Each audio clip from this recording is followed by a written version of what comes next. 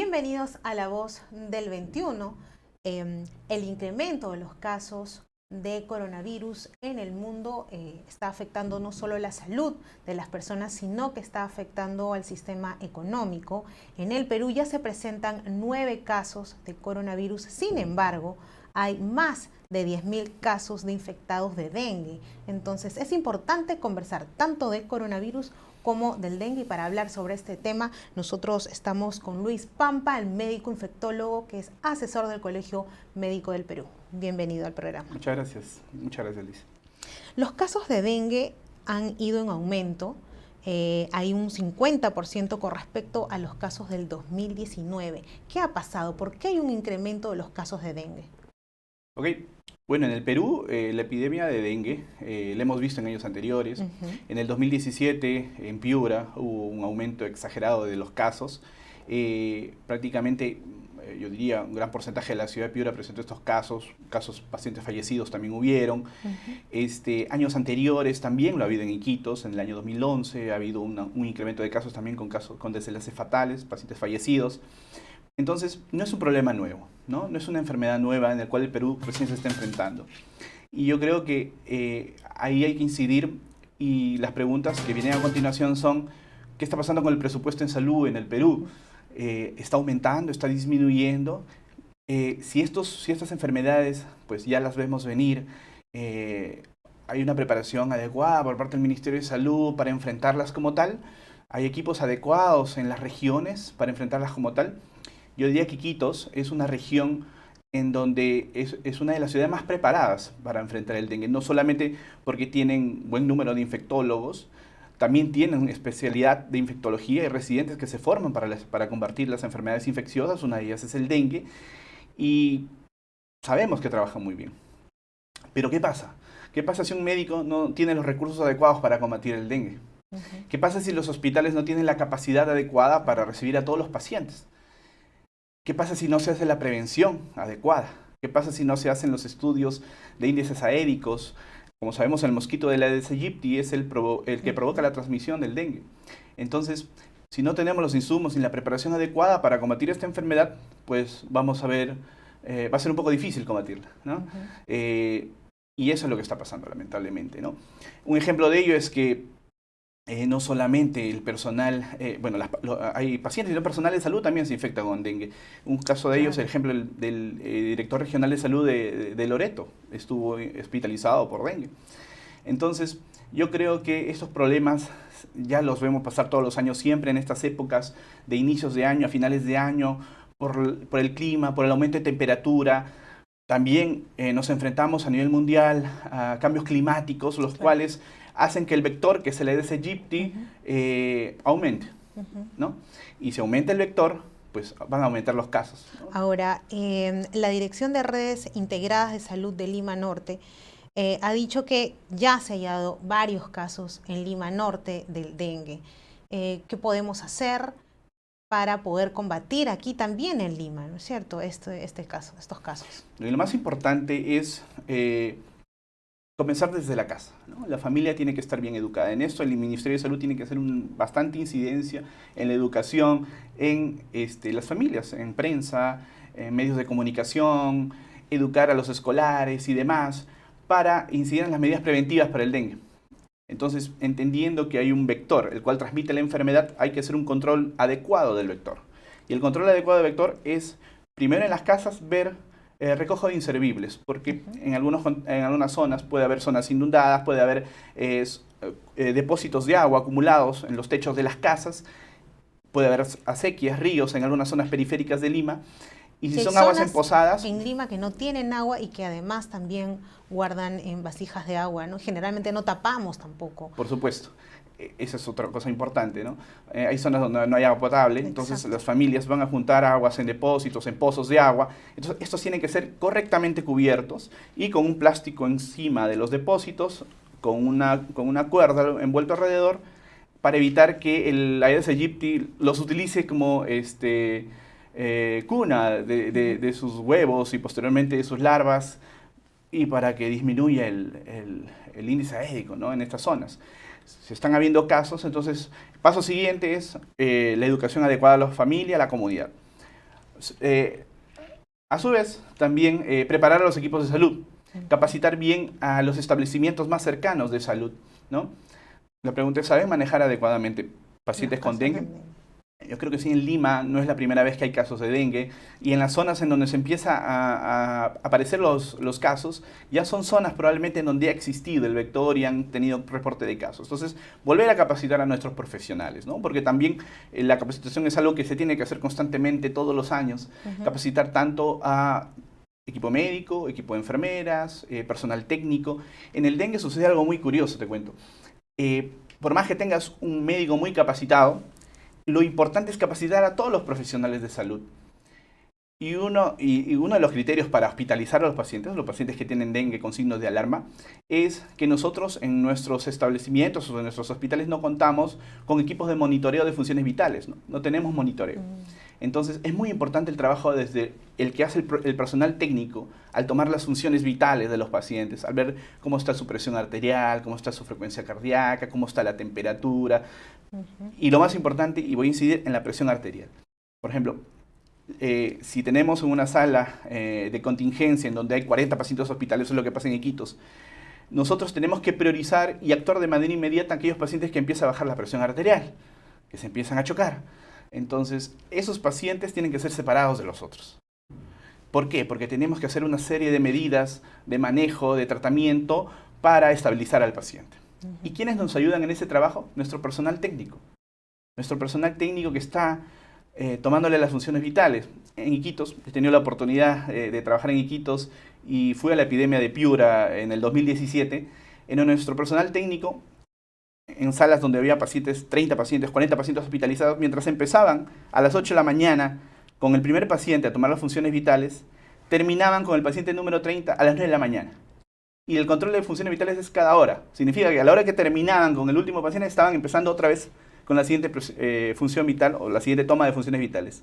Entonces, es un trabajo constante en estos casos de epidemia, que todos son importantes. Nuestro personal de enfermería es importante, absolutamente este equipo concatenado, muy preparado en los establecimientos de salud, en los hospitales, va a dar batalla a esta enfermedad.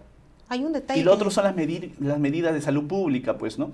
Se tiene que hacer un control del índice aédico, en algunas zonas se tiene que fumigar para tratar de controlar el vector, y esas son medidas políticas en el cual el Perú tiene que estar preparado. Ahora, hay un dato importante que a la gente siempre le preocupa, y es la tasa de mortalidad. Por ejemplo, en el caso del coronavirus se dice que es muy, muy bajo, que llega a algo del 2%. En el caso del dengue, ¿cómo vamos en la tasa de mortalidad? O quizás alguien que te está viendo y dice, bueno, hay casos de dengue en mi zona, y tenga el temor de que si le da esta enfermedad se va a morir. ¿Es así? Okay. No es así. Definitivamente que primero identificado un paciente con fiebre, el cual sea de una zona en donde ha habido casos descritos de dengue, fiebre, cefalea, malestar general, dolor retrocular, mialgias, artralgias, que es dolor de cuerpo, dolor de articulaciones.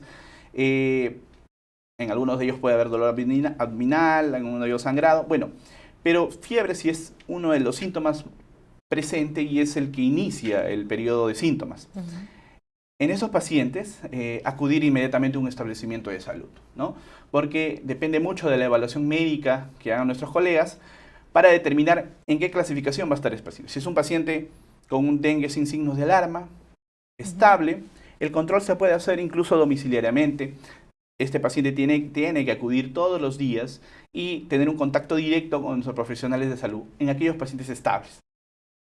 Obviamente, hacer un control también adecuado en su vivienda, ¿no? Para evitar que este paciente que esté infectado, pues contagie a otro. Bueno, este paciente no, sino si hay el vector, si hay el zancudo, que pique dentro de la casa una zancuda a este paciente, y a su vez este zancudo pique a otros familiares que pueda esparcir la enfermedad. Entonces, se tiene que hacer un trabajo focalizado. Y en eso los establecimientos de salud cumplen un rol muy importante. Créeme, déjame decirte que personal técnico hace un seguimiento muy de cerca en algunas zonas. En Piura, por ejemplo, cuando hubo la epidemia, se iban de casa en casa, hacían visitas domiciliarias para abordar a los pacientes. Pero necesita una evaluación médica. si el paciente tiene otros síntomas, tiene otros signos, los cuales lo ponen dentro de un paciente con dengue con signos de alarma, paciente que tenga dolor abdominal, paciente que tenga un mal estado general, paciente que tenga algún episodio de sangrado, que son algunos signos en los cuales es fácil de identificar. Si ya en la evaluación médica pues hay una baja de presión arterial y demás inestabilidad en los pacientes, esos pacientes sí son de riesgo y esos pacientes muchas veces hay que hospitalizarlos. Hay que hospitalizarlos de manera adecuada, porque también pues tiene que haber un tool dentro de la cama del paciente hospitalizado. Y si van a la casa también tiene que haber un tool, tiene que haber repelente para los demás familiares. Entonces, es muy importante la evaluación de un profesional en salud, bien capacitado, y que éste pueda discernir en qué categoría está mi paciente y a quiénes sí tengo que hospitalizar. Si no tengo la capacidad resolutiva en mi establecimiento de salud, referir al paciente a un hospital que tenga la capacidad resolutiva para abordar bien al paciente, para apoyarlo en este periodo de enfermedad. Ahora tenemos el tema del coronavirus. El coronavirus se detectó, hoy se hizo público el viernes con la presencia del presidente de la República, ¿no es cierto? Llegó el fin de semana, el lunes ya nos están diciendo que hay 9 casos. Ha sido muy rápida la infección a otros pacientes, ¿no es cierto?, a otras personas. Ha sido demasiado rápido, así es el coronavirus. ¿Cómo ustedes, los médicos, están viendo el proceso de contagio de esta enfermedad? Ok, ahora sí vamos a hablar de otra enfermedad. Entonces es una enfermedad nueva. El coronavirus, el COVID-19, que es el subtipo de coronavirus, porque en años anteriores ha habido en otras zonas del mundo otros subtipos. El Perú recién se está enfrentando. Entonces, pero en ese proceso también nosotros hemos sabido de la enfermedad desde enero. Claro, ha habido un tiempo que se han podido preparar los profesionales, ¿no es cierto? Y también el Ministerio de Salud. Al menos eso es lo que estábamos esperando los ciudadanos. Exacto. Entonces, si bien es cierto, es un virus nuevo, a finales del año pasado en China empezaron a ver los primeros casos, se esparció rápidamente en China, hay algunas zonas ya con aislamiento, en cuarentena y rápidamente se ha pensado esparcir a muchas zonas del mundo. Y ya llegó a nuestro país. Entonces, ha habido semanas en las cuales el Ministerio de Salud debió poner en marcha un plan. Entonces, esa es la gran pregunta, ¿no? ¿Ha habido quizás ahí alguna falla del Ministerio de Salud? Porque se conoce que el paciente fue a la clínica, a una clínica privada, y le dijeron que regrese a su casa. Él seguía mal, ha regresado y recién ahí el MINSA ha ido a su casa, ¿no? Ahí ha habido una falla. Ok, vamos a evaluar racionalmente, digamos, qué ha pasado en este caso. Es un paciente que viaja de Europa, ¿no? Exacto. Es un paciente, un trabajador de una línea aérea en el cual estuvo de viaje en Europa. Entonces, la pregunta es, en nuestra población, ¿qué grupos son los que más tienen un viaje a Europa? Obviamente son clases, digamos, con posibilidades económicas. Entonces, la siguiente pregunta es, ¿esos pacientes a dónde acuden? A las clínicas. Entonces, y debió ir en todo caso a un hospital. Lo más racional era que estos pacientes al primer establecimiento de salud que vayan a visitar no van a ser hospitales públicos, sino sean clínicas. La pregunta es cómo está la comunicación y el trabajo del Ministerio de Salud con los establecimientos privados.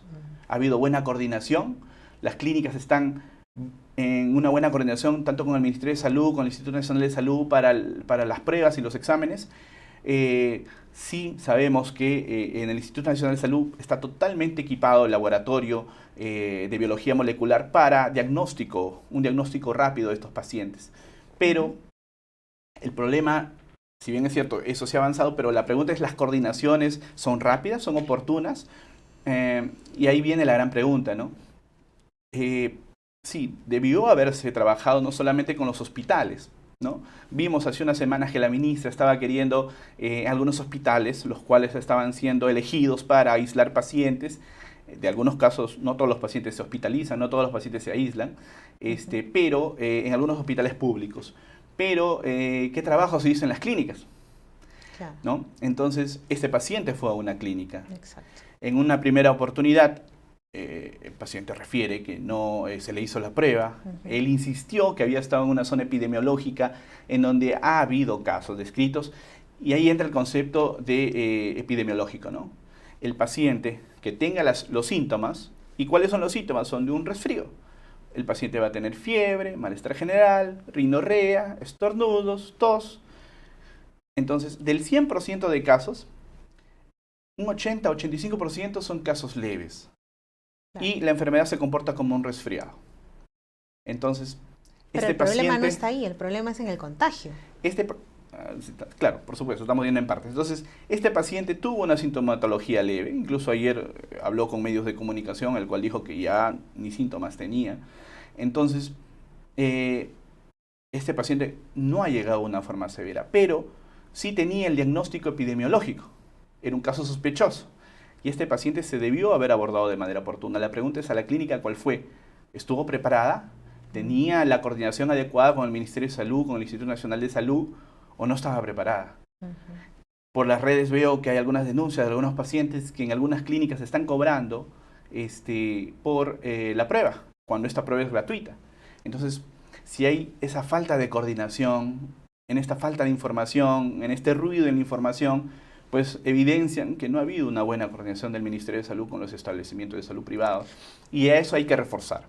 O sea, los médicos, no solamente en el colegio médico se propulsa hablar de los problemas. O sea, los problemas se hablan, pero para buscar una solución. Claro. Entonces, en estos momentos, la coordinación tiene que ser estrecha con los establecimientos de salud privados también.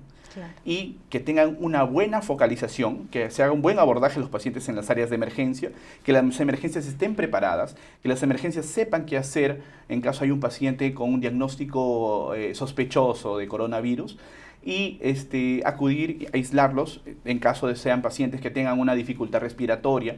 Y vamos ahora entrando a ese tema. Aproximadamente de 5 a 10% de los pacientes van a tener una dificultad respiratoria, van a necesitar oxígeno, algunos de ellos van a necesitar soporte ventilatorio, en algunos de ellos pueden ser intubados y estar en una unidad de cuidados intensivos. ¿Qué pacientes hacen cuadros severos y qué pacientes no? Pues en la serie de casos clínicos que están descritos, pacientes mayores de 60 años, pacientes con algunas enfermedades como diabetes mellitus, enfermedades cardiovasculares, pacientes que hayan tenido un daño pulmonar previo, pueden ser aquellos pacientes los cuales estén en mayor riesgo, ¿no? Entonces hay que cuidar a esta población. De los 9 casos descritos, 2 pacientes tienen diabetes mellitus. Sí. Afortunadamente estos pacientes no han, por lo que sabemos de la descripción de casos, hasta el momento no han necesitado soporte de oxígeno ni ventilación mecánica, pero sí la vigilancia tiene que ser estrecha en estos pacientes. Doctor, lo importante es, ¿en qué etapa estamos de esta pandemia que se ha convertido esta enfermedad y cuáles son las medidas que se deben tomar en esta etapa? Ok, muy bien, lo más importante ahora es preparar a nuestra población, la población esté bien educada. No alarmarla, no asustarla, ¿no? Porque es ahí donde se empiezan a cometer errores también. Claro. Entonces el Ministerio de Salud tiene que bombardear con la información adecuada a las poblaciones. Y lo está haciendo. Ayer ha habido una publicación de una norma técnica a algunos establecimientos de salud para socializar qué cosas se deben hacer. En esta etapa. En esta etapa, que es la etapa 1, en donde están empezando a haber casos. Pero ¿cuáles son las recomendaciones exactas y las medidas que en casa la gente que le está viendo puede tomar para prevenir esta enfermedad? Ok, primero es saber reconocer los síntomas. Si es un paciente que tiene fiebre, que tiene estornudos, que tiene congestión nasal, rinorrea, tos, síntomas respiratorios, que se comporte como un resfriado, porque se comporta como un resfriado realmente, ese grupo de pacientes, si le sumamos que viene de una zona, los 14 días previos al inicio de síntomas, de una zona en donde, países en donde se haya descrito casos de coronavirus, o que haya estado en contacto directo con uno de los pacientes con diagnóstico confirmado en el Perú, eso hace la sospecha. Es el primer criterio que debemos saber. Tanto los síntomas como el factor epidemiológico, el contacto que haya tenido el paciente. Si cumple esos requisitos, el paciente tiene que, y está estable, va a llamar al 113. ¿no? El Ministerio de Salud ha puesto a disposición este número telefónico para que un equipo de salud coordine con el paciente para que se le hagan las pruebas que necesita, ¿no? Que se hacen en el Instituto Nacional de Salud. No va a haber ningún costo por esto, ¿no? Es de forma gratuita. Y en caso se confirme el paciente, pues luego viene qué tipo de paciente es. Si es un paciente que está hemodinámicamente estable, que solamente tiene algunos síntomas respiratorios, como es el caso inicial, el caso cero, el cual pues es un paciente que está totalmente estable, incluso ayer hablado por un medio televisivo, por vía telefónica, aislamiento en casa, ¿no? En estos pacientes hemodinámicamente estables, sin dificultad respiratoria, se aísla en casa y hay que tener cuidado en casa. Primero, este paciente tiene que estar aislado en una zona ventilada. Vale decir su cuarto, por ejemplo, si su cuarto tiene una ventana o dos ventanas, hay buena ventilación, abrir las ventanas, que este paciente tratar de evitar en algunas zonas comunes, por ejemplo, de repente le toca la hora del almuerzo, en donde va a tener contacto con otros familiares que o de repente aún no tienen síntomas. O no, es mejor que coma entonces, en su habitación. Sí, puede comer en su habitación si no hay ningún problema, o si va a salir a unas áreas comunes que no se recomienda, pero si va a salir, que utilice una mascarilla, ¿no? Este paciente tiene que lavarse constantemente las manos, y los familiares que tengan contacto con el paciente también tienen que lavarse bien las manos. En las manos hay mucho transporte del virus, ¿no? Y todos en casa que están viendo ahora, tenemos que lavarnos las manos. Por supuesto, que yo creo que es una de las medidas que hay que reforzar. Es la mejor medida. No solamente me previene el coronavirus, sino muchas enfermedades. El lavado de manos es lo más importante y es lo más sencillo, lo más económico que se podría hacer. Entonces, un lavado de manos con agua y con jabón. No necesariamente, disculpe lo interrumpa, es con jabón líquido, ¿no es cierto? Cualquier tipo de jabón.